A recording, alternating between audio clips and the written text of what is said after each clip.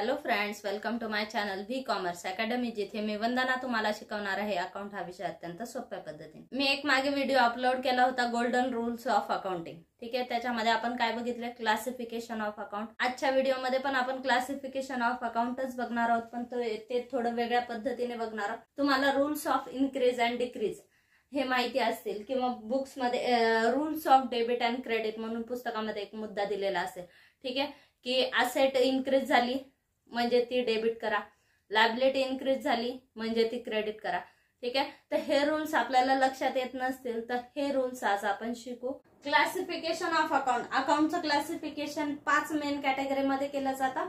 First असतं asset, second liabilities, त्यानंतर capital, revenue and gains आणि एक्सपेन्सेस अँड लॉसेस।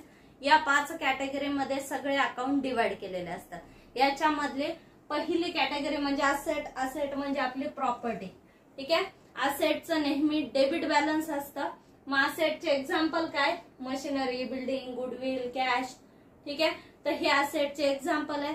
मग असेटचे टाइप्स कोणते, current asset, fix asset. Fix असेटचे 2 महत्वाचे टाइप्स असतात, टँजिबल, इनटँजिबल।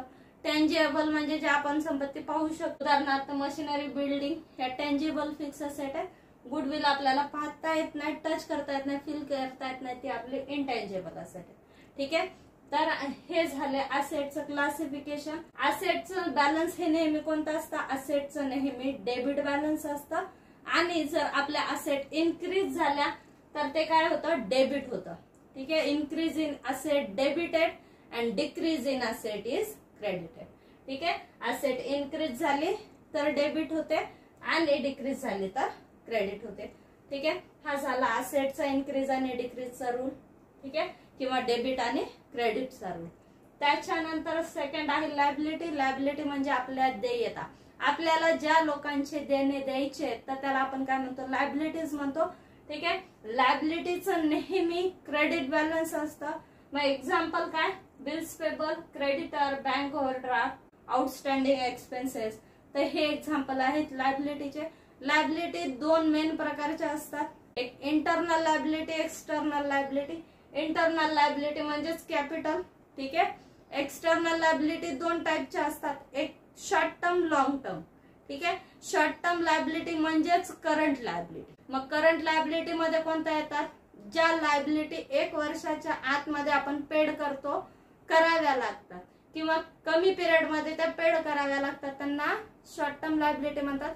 उदाहरणार्थ outstanding expenses, bank overdraft, bills payable, creditors, ह्या आपल्या कोणत्या लायबिलिटी आहेत, ह्या आपल्या करंट लायबिलिटी आहेत। आणि लॉंग टर्म लायबिलिटी म्हणजे ते लॉंग टर्म लोन आहे, 5 वर्षासाठी लोन घेतलेलं आहे, 10 वर्षासाठी बँक लोन घेतलेलं आहे, तर ही लॉंग टर्म लायबिलिटी मध्ये येतात। किंवा डिबेंचर्स, आपण डिबेंचर्स विकलेले आहेत, तर हे सुद्धा लॉंग टर्म लायबिलिटी मध्ये येतात। ओके, लायबिलिटीचं बॅलन्स कोणतं असतं, लायबिलिटीचं क्रेडिट बॅलन्स असतं।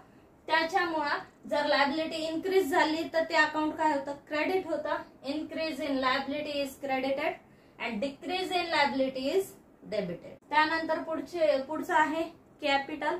कॅपिटल म्हणजे भांडवल, मालकाने किंवा पार्टनर्सने व्यवसायामध्ये जे पैसे गुंतवलेले त्याला आपण काय म्हणतो, कॅपिटल म्हणतो।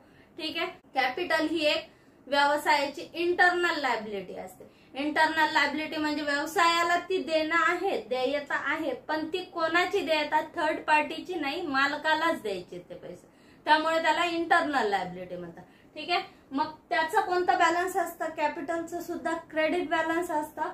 ठीक आहे, उदाहरणार्थ इथे काय दिलं, Ram capital account, Shyam capital account, Radha capital account. ठीक आहे, mister X capital account, missus X capital account, sole ट्रेडरचं कॅपिटल अकाउंट असेल, किंवा भागीदारामध्ये ए बी सी 3 भागीदार आहेत, तर तिघांचं एचं कॅपिटल अकाउंट, बीचं कॅपिटल अकाउंट, तर हे या अंतर्गत येणार। आणि याचं क्रेडिट बॅलन्स असतं, कॅपिटलचं कोणतं बॅलन्स असतं, क्रेडिट बॅलन्स असतं।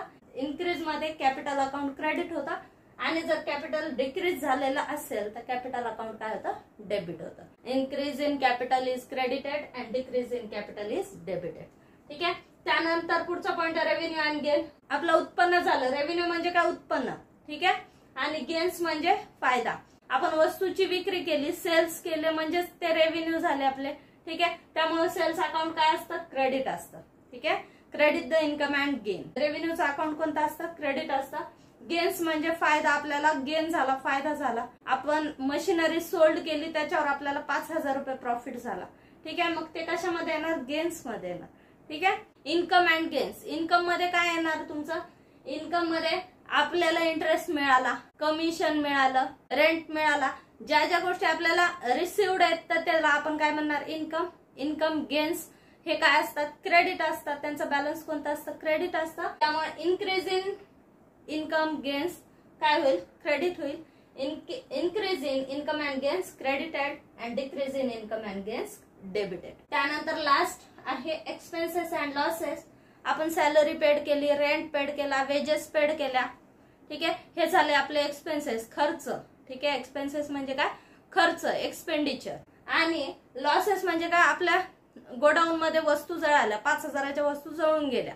Goods destroyed by fire, goods stolen, हे आपलं लॉस आहे. आणि debit the expenses and losses, या रूल नुसार आपले एक्सपेन्सेस लॉसेस काय असतात, डेबिट असतात. त्यामुळे त्याच्यामध्ये इन्क्रीज झाली म्हणजे ते अकाउंट काय होईल, डेबिट होईल. Increase in expenses and losses debited and decrease in expenses and losses credited. तर हे झाले आपले अकाउंटिंग रूल्स. याला आपण rules of debit and credit सुद्धा म्हणू शकतो. Rules of debit and credit, याच्यामध्ये तुम्हाला माहिती पाहिजे की कोणत्या अकाउंटचं कोणतं बॅलन्स असतं. आपल्याला प्रश्न विचारताना असा विचारू शकतात, purchase of asset, purchase of machinery 20,000 machinery account will be. ठीक आहे. मग तुम्हाला आलं पाहिजे परचेस मध्ये मशिनरी इन्क्रीज झाली म्हणजेच ती डेबिट झाली. ठीक आहे. तर या पद्धतीने तुम्हाला हे रूल्स अप्लाय करता आले पाहिजेत. मग याच्यामध्ये आपण काय बघितलं, क्लासिफिकेशन अकाउंट 5 कॅटेगरीमध्ये, 5 मेन कॅटेगरीमध्ये आपण अकाउंटचं क्लासिफिकेशन केलं. पहिले असेट, असेटचं नेहमी डेबिट बॅलन्स असतं. असेट इन्क्रीज झाली डेबिट होईल, डिक्रीज झाली क्रेडिट. लायबिलिटी, लायबिलिटीचं बॅलन्स क्रेडिट असतं. इन्क्रीज झाली तर ती क्रेडिट होईल आणि डिक्रीज झाली तर डेबिट होईल. कॅपिटलचं बॅलन्स सुद्धा, कॅपिटल सुद्धा एक लायबिलिटी असते, इंटरनल लायबिलिटी, त्याचं बॅलन्स क्रेडिट असतं. त्याच्यात इन्क्रीज झाली म्हणजे क्रेडिट होईल आणि डिक्रीज झाली तर डेबिट होईल. रेव्हेन्यू गेन्स हे आपले उत्पन्न असतं, आपल्याला मिळालेले पैसे, मग ते काय होतात, ते क्रेडिट बॅलन्स असतं. इन्क्रीज त्याच्यामध्ये झालं तर क्रेडिट होईल, डिक्रीज झालं तर डेबिट होईल. आणि एक्सपेन्सेस लॉसेस डेबिट बॅलन्स असतं आणि त्याच्यामध्ये इन्क्रीज झाली तर डेबिट होईल, डिक्रीज झाली तर क्रेडिट होईल. ठीक आहे. हा व्हिडिओ तुम्हाला कसा वाटला हे कमेंट बॉक्स मध्ये नक्की कळवा. आणि चॅनल सबस्क्राईब केलं नसेल तर चॅनलला सबस्क्राईब करा, व्हिडिओला लाईक करा, शेअर करा आणि सबस्क्राईब करा. थँक्यू.